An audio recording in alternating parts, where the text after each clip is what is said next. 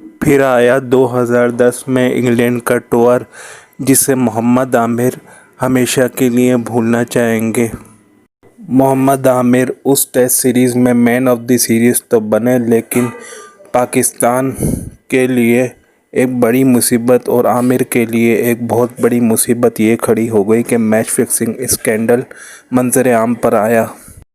محمد عامر نے تیسرے ٹیسٹ میں اوول کے میدان پر 5 وکٹیں حاصل کی، اپنا پہلا 5 حاصل کیا، اور اس پوری سیریز میں محمد عامر نے 4 ٹیسٹ میچوں میں 19 وکٹیں حاصل کی۔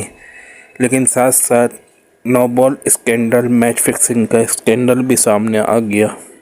محمد عامر کے فینس اور شائقین کرکٹ اور پاکستان کرکٹ کے فینس کو یہ یقین ہی نہیں ہو رہا تھا کہ محض ایک 17 سال کا لڑکا اس طرح کا قدم بھی اٹھا سکتا ہے، اس وقت جب پاکستان کرکٹ ٹیم اپنے عروج کی طرف گامزن تھی اور محمد عامر اپنے عروج کی طرف قدم رکھ چکا تھا۔ کسی کو اس بات پر یقین نہیں آ رہا تھا کہ محمد عامر ایسا قدم بھی اٹھا سکتے ہیں۔ لوگ حیران اور پریشان تھے کہ عامر کے ساتھ آخر ہوا کیا ہے۔